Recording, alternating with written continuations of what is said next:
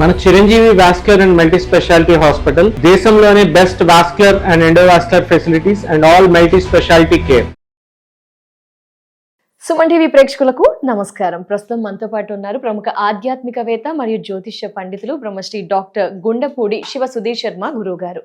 మరి శని వక్రగతి జూలై 27 నుంచి అంటున్నారు కదా, గురువు గారి మాటల్లో విందాం. గురువు గారు నమస్కారం. గురుగారు శ్రీమాత్రే నమః. శ్రీ గురుభ్యో నమః. గురువు గారు, శని వక్రగతి జనరల్గా శని మన వెంట పడుతున్నాడని భయపడుతూ శని తిట్టుకుంటూ ఉన్న వాళ్ళు కూడా ఉంటుంటారు, ఊరికే ఇలా కష్టాలు పెడుతున్నాడు.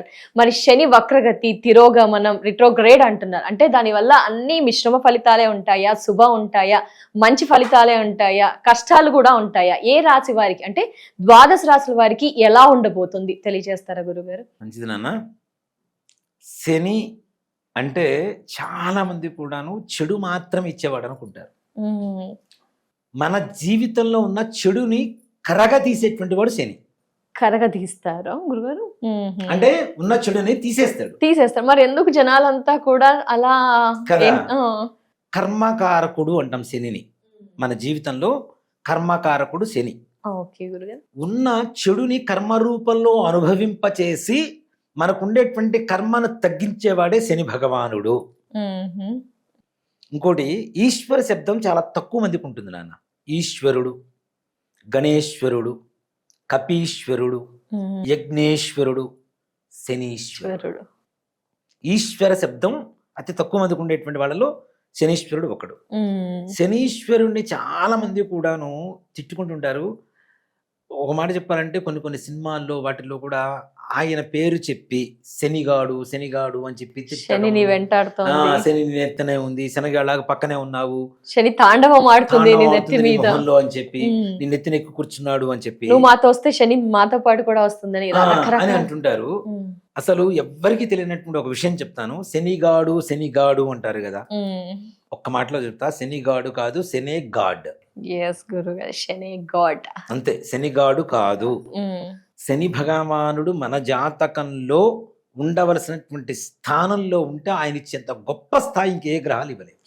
ఉండవలసిన స్థానంలోనే ఉండాలి అంటే శుభస్థానంలో ఉంటే ఏ గ్రహాలు కూడా అంత శుభయోగాన్ని ఇవ్వలేవు అని చెప్పుకోవచ్చు. ఇక్కడ కష్టాలు అనుభవిస్తున్నామంటే నన్ను ఒక్క మాట చెప్తానన్న, తప్పకుండా మన పూర్వజన్మ సుకృతం అనేటువంటిది మన గ్రహస్థితి ఆధారపడి ఉంటుంది కొంతవరకు.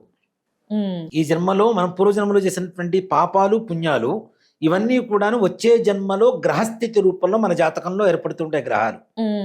వీటిల్లో పూర్వజన్మలో మనం కొంత పాపం చేసాం, కొంత పుణ్యం చేసాం అనుకుందాం. ఇక్కడ కష్టాలు పడేటప్పుడు ఏమనుకుంటారంటే, నా జీవితం అంతా ఇంతే ఉంది, శనిగాడు పట్టేశాడు, శని అసలు బాగాలేదు, నాకంతా శని పట్టినట్టే ఉంది, అంతా దరిద్రంగా ఉందని చాలా మంది ఫీల్ అవుతుంటారు. అలాగే అది కొంతకాలం కష్టాలు అనుభవిస్తారు. ఈ కష్టాలు అనుభవించడం దానికి కారణం ఏంటి?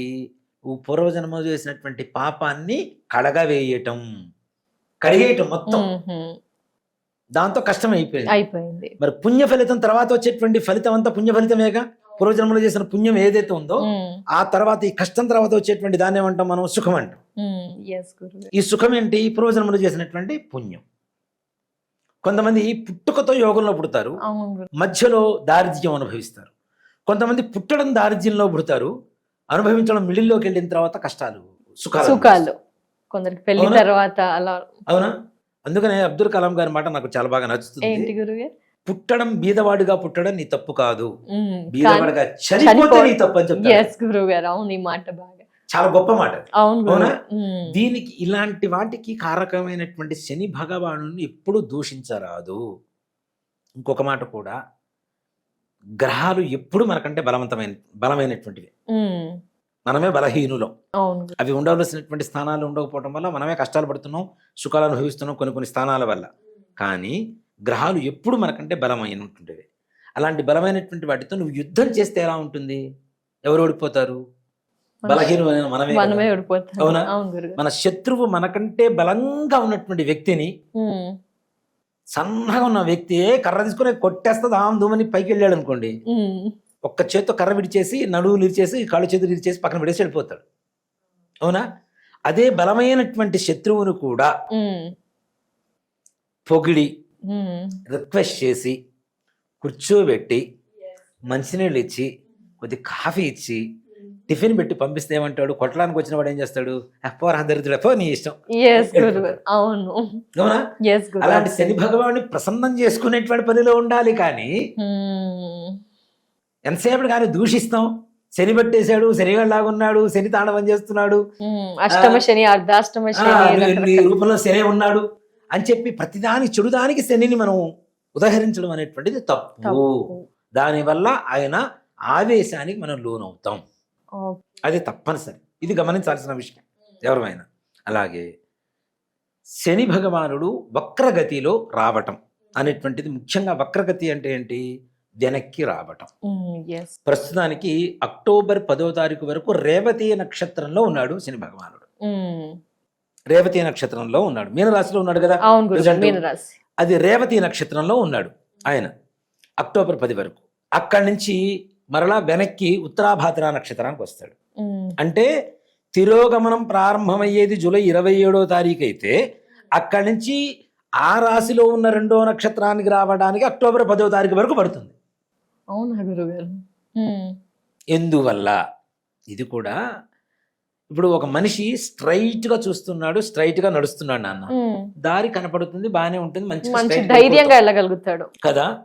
ముందుకు చూస్తూ వెనక్కి నడిస్తే కొంచెం భయపడుతూ బలం మెల్లగా స్లో. శని భగవానుడి వక్ర స్థితి కూడా ఇప్పుడు రోజున అదే పరిస్థితి. అవునా గురుగారు? ఎప్పుడైతే ఆయనకి బలం తగ్గుతుందో కొన్ని రాసుల వాళ్ళకి బలం పెరుగుతుంది. ఆయన ముందుకు చూస్తూ వెనక్కి నడుస్తున్నాడు కాబట్టి ఆయన బలం తగ్గిపోతుంది.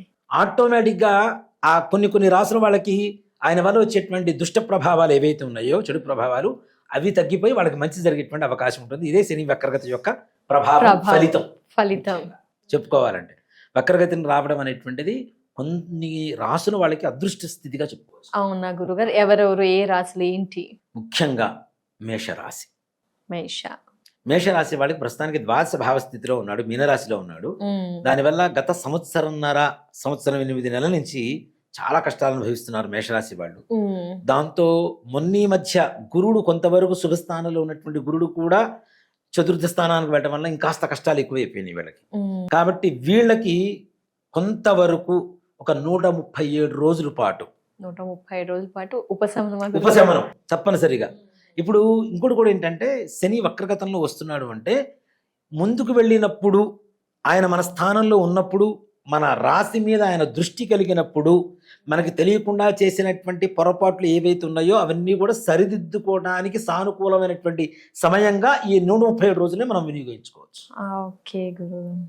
ఏదైనా మన స్థానంలో ఉన్నాడు, మన స్థానం నుంచి వేరే స్థానానికి వెళ్ళిపోయాడు. ఇప్పుడు వెళ్ళిపోయి కూడా అంటే ఇప్పుడు కుంభరాశి నుంచి మీనరాశికి వెళ్ళి కూడా దాదాపు సంవత్సరంన్నర, దాదాపు దగ్గర అవుతుంది.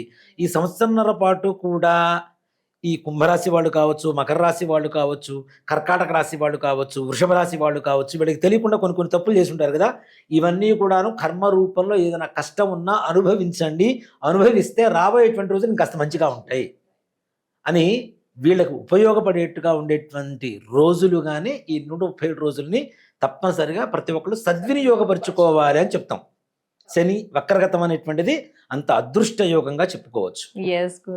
మేషరాశి వాళ్ళకి కొంత ఊరట కలుగుతుంది, అనుకున్న పనులు పూర్తవుతాయి, ఉద్యోగ ప్రయత్నాల్లో కూడా విశేషమైనటువంటి యోగం కలుగుతుంది. ఇంతకాలం వాళ్ళకి ఉద్యోగాలు ఉంటాయా పోతాయా అనేటువంటి ఒక సంశయంతో ఉన్నారు, వాళ్ళకి స్థిరత్వం ఏర్పడుతుంటుంది. అలాగే ఆర్థిక సమస్యలు తీరిపోతాయి. అలాగే ఒక వృషభ రాశి వాళ్ళకి మొన్నటిదాకా శని ఉచ్చస్థితి, రేపు జూలై 27 వరకు ఏకాదశంలో ఉంటాడు కాబట్టి మంచి యోగమే. కానీ ఇప్పుడు నక్షత్రం నుంచి వేరే నక్షత్రానికి వస్తున్నటువంటి కారణం చేత వీళ్ళకు కూడా శుభయోగాలు కలగబోతుంది. నిజంగా చెప్పాలంటే సంతానం లేనటువంటి వాళ్ళకి సంతానం కలగటం, వివాహం కానిటువంటి వాళ్ళకి వివాహం అవ్వటం, అలాగే ఆర్థికంగా బలాన్ని పుంజుకోవటం, గృహయోగాలు ముఖ్యంగా ఇళ్ళు కట్టుకోవాలి, కొనుక్కోవాలనుకునేటువంటి వాళ్ళకు కూడా చాలా విశేషమైనటువంటి యోగ కాలంగా వృషభ రాశి వాళ్ళకి ఈ 137 రోజులు చాలా చక్కగా ఉపయోగపడుతున్నాయని చెప్పుకోవచ్చు. మిథున రాశి వీళ్ళకి మొన్నటి వరకు ఉద్యోగ ప్రయత్నాలలో చాలా దెబ్బతింటూ వస్తున్నారు. ఉద్యోగం పోవటం, రావటం, ఎక్కువ కాలం చేయలేకపోవటం, స్టేబుల్గా ఒక చోట ఉండలేకపోవటం, సంపాదన సరిగా లేకపోవటం, వచ్చిన సంపాదన నిర్వహణ చేసుకోలేకపోవడం, అనవసరమైనటువంటి ఖర్చులు అవ్వటం, శత్రువులు పెరగడం, ఇట్లాంటివి జరిగినాయి. ఇవన్నీ నివారణ జరిగి సవ్యమైనటువంటి మార్గంలో నడిచేందుకు మిథున రాశి వాళ్ళకి చాలా అద్భుతమైనటువంటి సమయంగా చెప్పుకోవచ్చు. దేని అంటే మీనరాశి నుంచి కుంభరాశిలోకి వెళ్తున్నట్టు లెక్క వక్రగతి అంటే. అవునా? కాబట్టి అక్కడ ఏమవుతుంది, వాళ్ళకి చక్కగా విశేషమైనటువంటి యోగ స్థానం ఉంటుంది. అలాగే కర్కాటక రాశి వాళ్ళకి వక్రగతంలో అష్టమ స్థానం అవుతుంది వాళ్ళకి. కానీ అష్టమ స్థానం అయినా వక్రగతంలో ఉండటం వల్ల కొంతకాలం వీళ్ళకి భాగ్యస్థానానికి వెళ్ళిన తర్వాత శని భాగ్య యోగాన్ని ఇచ్చాడు. అలాగే గురుడు మొన్నటిదాకా ద్వాదశంలో ఉన్నటువంటి గురువు జన్మస్థానంలోకి వచ్చాడు. దీనివల్ల గురువు వల్ల కొన్ని విశేషమైనటువంటి యోగాలు జరుగుతున్నాయి, శని వల్ల యోగాలు జరుగుతున్నాయి. వక్రగతి వల్ల కూడా కర్కాటక రాశి వాళ్ళకి విశేషమైనటువంటి యోగం కలగబోతుంది. ఇంతకాలం మన జూన్ 2వ తారీఖు తర్వాత శుభయోగాలు అంటే పాజిటివ్ వైబ్స్ అంటాం కదా, అవి కనబడుతున్నాయి. అవి ఎక్కడా కూడా సంపూర్ణంగా చేతికి రావటల్లా. కానీ ఈ 137 రోజులు 100% ఇల్లు కొనాలి అనుకునే సంకల్పం చేయండి, 100% గృహయోగం కలదు. దాంట్లో ఏమాత్రం కూడా సందేహం లేదు. అంటే ఈ 137 రోజులు వీళ్ళు అడ్వాన్సులు ఇవ్వటం, రిజిస్ట్రేషన్లు చేసుకోవటం, లోన్లు పెట్టుకుంటే రావటం, ఇలాంటివన్నీ కూడా జరిగేటువంటి అవకాశం సంపూర్ణంగా జరుగుతుంది. ఇక సింహరాశి వీళ్ళకి కొంత కష్టకాలంగా చెప్పుకోవాలి. ముఖ్యంగా శని దృష్టిన జన్మస్థానం ఏదైతే రాశిలో ఉంటాడో ఆ రాశి స్థానం, అలాగే 3వ స్థానం, అలాగే 7వ స్థానం, అలాగే 10వ స్థానం. జన్మ 3, 7, 10వ స్థానం. ఈ స్థానాల మీద ఆయన దృష్టి కలుగుతుంది. ఇప్పుడు మీనరాశిలో ఉన్నాడు, మీనరాశి నుంచి 3వ స్థానం మిథున రాశి అవుతుంది, మన వృషభ రాశి అవుతుంది. దాని తర్వాత 7వ స్థానం ఏమవుతుంది, కన్యా రాశి అవుతుంది. అలాగే 10వ స్థానం వచ్చేసరికి మనకి దాదాపు మకర రాశి అవుతుంది. ఓకే గురుగారు, కాబట్టి వీళ్ళ మీద ఎక్కువ ప్రభావం చూపించడానికి అవకాశం ఉంటుంది. ఇక్కడ ముఖ్యంగా సింహరాశికి 7వ స్థానంలోకి శని వక్రగతంలో. కానీ వక్రగతం వల్ల ఎవ్వరూ బాధపడి భయపడాల్సిన అవసరం లేదు నాన్న. ఆయనకి బలం తగ్గింది కాబట్టి మీకు బలం పెరుగుతుందని అర్థం చేసుకోండి. కాకపోతే కొంచెం కుటుంబ కలహాలు పెరిగేటువంటి అవకాశం ఉంటుంది. ఏ అంటారు గురుగారు కుటుంబ కలహాలు అంటే భార్యాభర్తల మధ్య విభేదాలు, పిల్లలు సరిగా మాట వినకపోవటాలు, అపకీర్తి. ఎక్కువగా మనం ఎవరినైతే నమ్ముతుంటామో వాళ్ళ వల్ల మోసపోవటం, వాళ్ళ వల్ల మనకి చెడ్డ పేరు రావటం, అనవసరంగా మనకి అక్కర్లేనటువంటి విషయాల్లో తలదూర్చి అనవసరంగా మన పేరు చెడగొట్టుకోవటం, ఇలాంటివి ఉంటాయి. కాబట్టి అనవసరమైనటువంటి విషయాల్లో జోక్యం చేసుకోకుండా భార్య ముందు మౌనంగా ఉంటే ఏ రకమైనటువంటి కలహాలు, ఏ రకమైనటువంటి బాధలు ఉండవు. కాబట్టి ఇది గమనించాల్సిన విషయం. సింహరాశి వారికి, కన్యారాశి వాళ్ళకి వక్రగతం అనేటువంటిది అదృష్ట యోగంగా చెప్పుకోవచ్చు. అవునా గురుగారు? ముఖ్యంగా 6వ స్థానం అవుతుంది. ఎవరైతే శత్రువులు ఉన్నారో వాళ్ళందరూ మిత్రులుగా మారబోతున్నారు. ఇంతకాలం నిన్ను చూసి కుళ్ళుకున్న వాళ్ళు కావచ్చు, నీకు యాంటీగా పనిచేసినటువంటి వ్యక్తులు కావచ్చు, లేదంటే నీకు యాంటీగా మాట్లాడేటువంటి వాళ్ళు కావచ్చు. అలాగే ముఖ్యంగా ఈ శని వక్రగతిలో ఉన్నటువంటి కారణం చేత కన్యారాశి వాళ్ళ మీద ఉండేటువంటి చెడు ప్రయోగాలు కూడా పూర్తిగా తొలగిపోయి సమసిపోయి వాటి నుంచి కూడా సంపూర్ణమైనటువంటి విముక్తి పొంది సంతోషంగా ఉండేటువంటి కాలం కన్యారాశి వాళ్ళకి అద్భుతంగా. అలాగే తులారాశి వాళ్ళకు కూడా చాలా విశేషమైనటువంటి యోగం నాన్న. వీళ్ళ కూడా 5వ స్థానంలోకి అవుతుంది. కానీ ఇక్కడ ముఖ్యంగా ఏంటంటే ఉద్యోగం చేసేటువంటి స్థానంలో ఎవరైతే పెద్దలు ఉంటారో వాళ్ళతో ఢీ కొట్టకుండా ఉండండి. ఇగోకి పోవద్దు అని చెప్పడమే. మిమ్మల్ని ఏదో ఓ మాట అన్నారు, తల వంచుకొని కాముగా మనల్ని కాదు మనకు సంబంధం లేదని చెప్పి వచ్చేసేయండి. అవునా? తలదించుకొని పక్కకు వచ్చినంత మాత్రం మనం తప్పు చేసినట్టు కాదు, తర్వాత వాళ్ళే రీగ్రేట్ అవుతారు. తర్వాత ఎవరైతే అరుస్తున్నారో మన మీద కేకలేస్తున్నారో వాళ్ళు తర్వాత తప్పనిసరిగా తెలుసుకుంటారు, తప్పు తెలుసుకుంటారు. సో కాబట్టి ఉద్యోగం చేసేటువంటి స్థానంలో అనవసరమైనటువంటి సమస్యలకు వెళ్ళొద్దు. అలాగే ఒకరి సమస్యను అంటే ఒకరి ముచ్చట్లు ఇంకొకరి దగ్గర ప్రస్తావన తీసుకురావద్దు. దానివల్ల ఏమవుతుందంటే మీరు ఏదో చెప్పేది ఒక మాట చెప్తే దానికి 10 రెట్టింపు చేసుకొని మీ మీద అవతల వ్యక్తికి ద్వేషం పుట్టేలాగా, ఆ పుట్టిన ద్వేషం మీ ఉద్యోగం నుంచి బయటికి తీసేసే పరిస్థితి వచ్చేంత వరకు కూడా తీసుకురావచ్చు. కాబట్టి అనవసరమైనటువంటి విషయాల్లో జోక్యం చేసుకోకుండా మీ పని మీరు చూసుకుంటూ, ఒకవేళ మీకంటే ఉన్నత స్థానంలో ఉన్నటువంటి మీ బాసు ఒకవేళ ఏదన్నా మీతో గొడవపడ్డా కొంచెం సామరస్యంగా సమాధానం చెబుతూ ప్రశాంతంగా ఉండగలిగితే వాళ్ళకు కూడా దివ్యమైనటువంటి యోగం కలుగుతుంది. వృశ్చిక రాశి వారి విషయానికి వస్తే వీళ్ళు నిజంగా నాన్న ఈ సమయంలో సంకల్పం చేయాలే కానీ వీళ్ళకి వివాహం ఎన్నో సంవత్సరాల నుంచి మా పిల్లలకి సంబంధాలు చూస్తున్నాం, చేసుకోవటం లేదు, పెళ్ళిళ్ళు కావటం లేదు అని బాధపడుతుంటారు కదా. ఈ 137 రోజులు ప్రయత్నం చేయండి, 100% వివాహ యోగం జరిగి తీరుతుంది. ఏ రకమైనటువంటి సమస్య లేదు వీళ్ళకి, చాలా బాగుండబోతుంది, దాంట్లో ఏమాత్రం కూడా సంశయం లేదు. అలాగే ధనస్సు రాశి, ధనస్సు రాశి వాళ్ళకి ముఖ్యంగా నాన్న ఇక్కడ 2 గ్రహాల ప్రభావం కనపడుతుంది.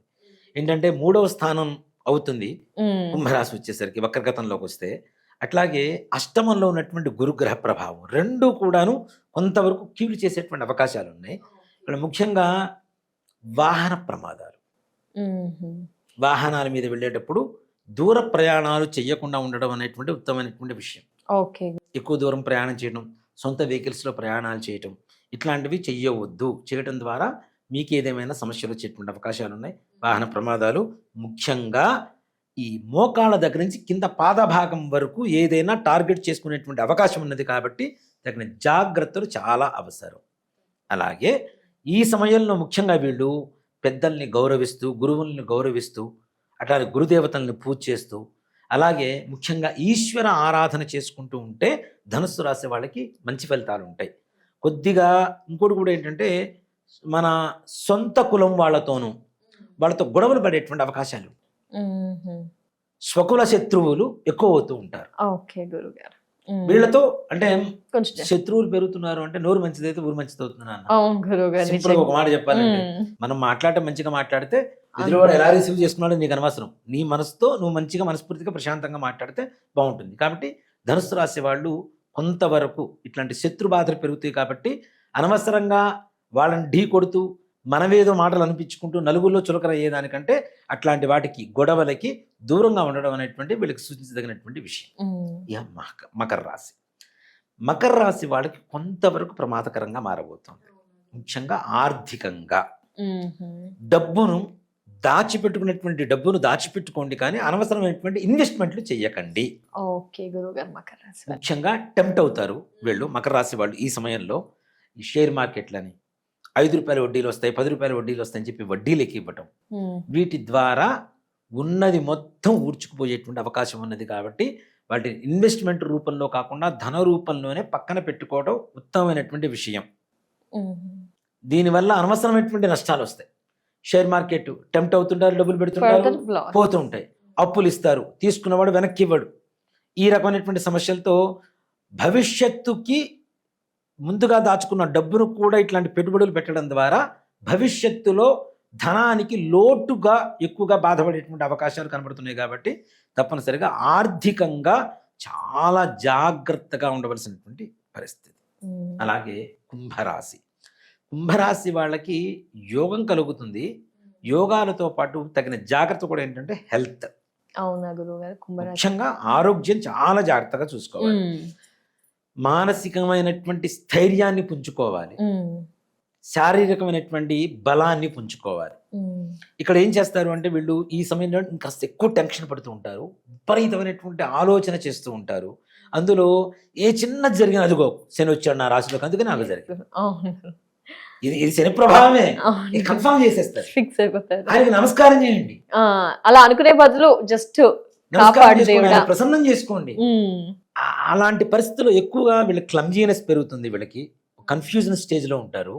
దాంతోపాటు టెన్షన్, విపరీతమైనటువంటి డీప్ థింకింగ్, ఓవర్ థింకింగ్ వల్ల వచ్చేటువంటిది ఏంటంటే శారీరకమైనటువంటి అనారోగ్యమే. అవునా? Health based on way of thinking, దాంట్లో అనుమానమేం లేదు. ఎక్కడ మానసికమైనటువంటి చింత ఉంటుందో శారీరకమైనటువంటి రోగాలు అక్కడ వస్తాయి.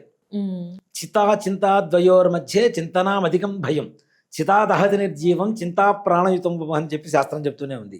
చితి, చింత, ఈ రెండిట్లో ఏది భయంకరమైంది? చింత. చితి వరకు తీసుకెళ్లే చింతే. మనం చూసే టైంకి అది రాదు, అది వచ్చినప్పుడు మనం ఉండం. సో కాబట్టి అంతవరకు తీసుకెళ్లేది ఏంటి?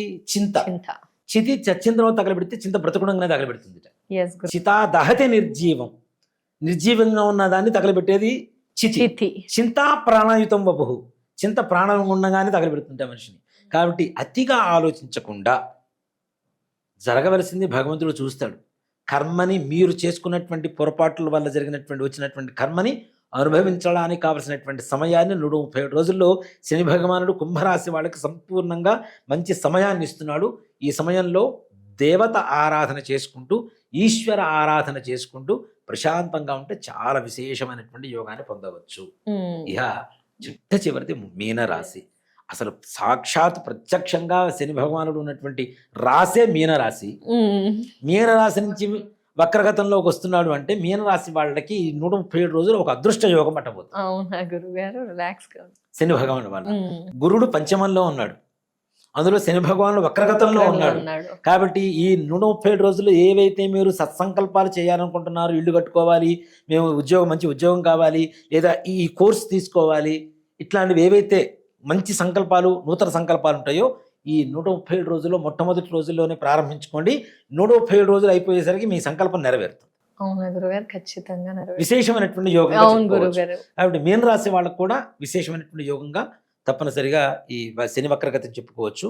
ఏ రాశి వాళ్ళైనా శని భగవానుడు ఒక చోట నుంచి వక్రగతంలో కావచ్చు, సవ్య మార్గంలో కావచ్చు, ఒక చోట నుంచి ఇంకో స్థానానికి మారుతున్నా, ఒక నక్షత్రం నుంచి ఇంకో నక్షత్రానికి మారుతున్నా తప్పనిసరిగా ఈశ్వర ఆరాధన చాలా విశేషం.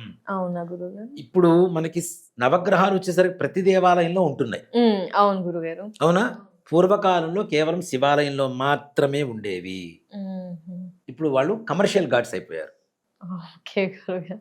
ఆంజనేయ స్వామి గుడిలో ఉంటాయి, వెంకటేశ్వర స్వామి గుడిలో ఉంటాయి, అమ్మవారి గుడిలో ఉంటాయి, అమ్మవారి గుడిలో ఉంటాయి. ఇక్కడ ఏంటి, నవగ్రహాలు ఉంటే జనాలు భయంతో వస్తారు అన్నటువంటి ఒక కమర్షియాలిటీ ఏర్పడింది, పెరిగిపోయింది. కానీ పూర్వకాలంలో కేవలం శివాలయంలో మాత్రమే, దేనికంటే శివుడి ఆధీనంలో నవగ్రహాలు మొత్తం ఉంటాయి కాబట్టి. ఓకే, కాబట్టి ఆ శివునికి ఆరాధన, శివుడి ఆరాధన ప్రతి నిత్యం ఈ 137 రోజుల పాటు ఎవరైతే శివాలయానికి సాయంకాల సమయం ప్రదోషకాలంలో వెళ్ళి ఎవరైతే చండీశ్వర ప్రదక్షిణ చేస్తారో, చండీశ్వర ప్రదక్షిణ అంటే అందరికి సర్వసాధారణంగా అందరికీ తెలుసు. ధ్వజస్తంభం దగ్గర నుంచి మనకి పానవట్టం వరకు ఏదైతే మనకి స్వామివారి అభిషేకం చేసిన నీళ్లు బయటకు వస్తుంటాయో సోమసూత్రం, అంతవరకు వచ్చి మరలా తిరిగి ధ్వజస్తంభం వరకు వస్తే ఒక ప్రదక్షిణం అవుతుంది. అలాంటి ప్రదక్షిణాలు రోజుకు ఒక 3 ప్రదక్షిణాలు చేసి ఒక 2-3 బిల్వదళాలు శివుడికి సమర్పిస్తారో ఈ శని వక్రగతి వల్ల కలుగుతున్నటువంటి నష్టాలు పోయి లాభాలు చేకూర్చుకోవడానికి సవ్యమైనటువంటి ఒక మంచి పరిహారంగా చెప్పుకోవచ్చు. శనికి అవసరం లేదా గురుగారు? ఏ విధంగాను శనికి ఈశ్వరుడికి చేస్తే శనికి చేసినట్టేనా గురుగారు? ఇక్కడ చాలా మంది కూడా ఏం చేస్తామంటే మనం, అందుకనే శనీశ్వర శబ్దం కూడా అదేనన్న. శనికి అధిష్టాన దేవత ఎవరు అంటే ఈశ్వరుడు కదా. అలాగే లేదు మాకు శివాలయం లేదని అమ్మవారి గుడిలో నవగ్రహాలు ఉన్నాయి, చక్కగా నవగ్రహాలకు రోజు ప్రదక్షిణాలు చేయండి. 27 ప్రదక్షిణాలు చేయండి. నవగ్రహాలకి 27, మనకి జన్మ నక్షత్రాలు 27, 108లో 1/4 27, నక్షత్రాల సంఖ్య 27, గ్రహాలు 9, ప్రతి గ్రహానికి అధిదేవత ప్రత్యధి దేవతలను 2 ఉంటారు. అలా 9 3 27. 27 సంఖ్యకి చాలా ప్రధానమైనటువంటి, అందులో నవగ్రహాలకి 27 తప్పనిసరిగా నాన్న. అంటే ప్రతి గ్రహానికి కూడాను అధిదేవత ప్రత్యదేవతలు 2 ఉంటారు. ఈ సంగతి ఎవరికి తెలియదు. మనకి ఇప్పుడు సత్యనారాయణ స్వామి వ్రతం చేసేటప్పుడు కూడా ఏం చేస్తారు మన వాళ్ళందరూ 9 తోనపోగులు వేస్తారు, 9 వక్కలు, 9 ఖర్జూర పండు, 9 పసుపు. అసలు నవగ్రహ మొత్తం మండపారాధన చేస్తే 67 గ్రహాలు వస్తాయి. మండపారాధన 67 దేవతలు వస్తారు, 67 మంది. దాంట్లో 27 మంది వీళ్ళే ఉన్నారు. అధిదేవత ప్రత్యేకదేవత సహిత ఆదిత్యాది నవగ్రహాలు అంటే 27 మంది అవుతారు. 27 ప్రదక్షిణాలు చేయండి. చక్కగా కాళ్ళు కడుక్కోకుండా పక్కనున్నటువంటి దేవాలయానికి వెళ్ళి నమస్కారం చేసుకొని ఇంటికి రావడం మొదలు పెట్టండి. అలాగే దేవాలయంలోకి వెళ్లే ముందు కాళ్ళు కడుక్కోండి, ప్రదక్షిణాలు చేసిన తర్వాత కాళ్ళు కడుక్కోకండి. తప్పనిసరి అక్కడ ఉండేటువంటి ప్రధాన ఆలయానికి నమస్కారం చేసుకొని అక్కడ తీర్థప్రసాదాలు తీసుకుని రావడం మొదలు పెట్టండి. అది కూడా ఉదయం పూట చేయండి. నవగ్రహాలకు చేస్తే ఉదయం పూటే నవగ్రహాలకు ప్రదక్షిణ చేయాలి. సాయంకాల సమయంలో పూజలు నవగ్రహ ప్రదక్షిణాలు పనికిరావు. అందులోనూ ప్రతి శనివారం మనకి పెద్ద ఖర్చే ఉండదు. ఒక 100 గ్రాముల నల్ల నువ్వులు, 100 గ్రాముల నువ్వుల నూనె, కొద్దిగా క్రిస్టల్ సాల్ట్ ఇంట్లోనే ఉంటుంది. అవునా? కొద్దిగా పత్తి, దూది, మన గింజలు తీయకుండా పత్తి. మనకి గింజలు తీస్తే దూది అవుతుంది, గింజలు తీయకపోతే పత్తి అవుతుంది. పత్తిని తీసుకోండి. అలాగే ఇంట్లో ఏదైతే మన ముందు రోజు ఇంట్లో తెచ్చి పెట్టుకుంటాము. తెచ్చి పెట్టుకొని ఇవన్నీ కూడా మరుసటి రోజు పొద్దున్నే కొద్దిగా బెల్లం కూడా తీసుకుని వెళ్ళి స్వామివారికి కొద్దిగా నీళ్లు పోసి నువ్వులను నూనె పోసి ఆ నల్లటి వస్త్రం ఏదైనా తీసుకుని వెళ్ళి స్వామివారికి సమర్పించి చక్కగా నువ్వులతో ఓం భ్రాం భ్రీం భ్రౌం సహ శనీశ్వరాయ నమః అని చెప్పి నువ్వులు స్వామివారి పాదాల దగ్గర వదిలిపెట్టి బెల్లం నివేదన పెట్టి చక్కగా హారతిచ్చి ఆ బెల్లాన్ని కొద్దిగా ప్రసాదంగా స్వీకరించి రాండి. ప్రసాదం స్వీకరించకపోతే అంతకుముందు కూడా చెప్పుకున్నాం ఏ రకమైనటువంటి ఫలితాలు ఉండవు. కాబట్టి తప్పనిసరిగా బెల్లాన్ని కొద్దిగా ప్రసాదంగా స్వీకరించుకొని చక్కగా అక్కడ ఉండేటువంటి ప్రధాన ఆలయానికి ప్రదక్షిణాలు చేసుకొని తీర్థ ప్రసాదాలు తీసుకొని రండి. శనీశ్వరుడి అనుగ్రహంతో శివుడి అనుగ్రహంతో మీకు ఉండేటువంటి సకల కష్టాలన్నీ కూడా తొలగిపోతాయి. తప్పకుండా అద్భుతమైన వివరణ గురుగారు. ద్వాదశ రాశుల వారి గురించి ధన్యవాదాలు గురుగారు. నమస్కారం. శ్రీమాత్రే నమః. శ్రీ గురుభ్యో నమః.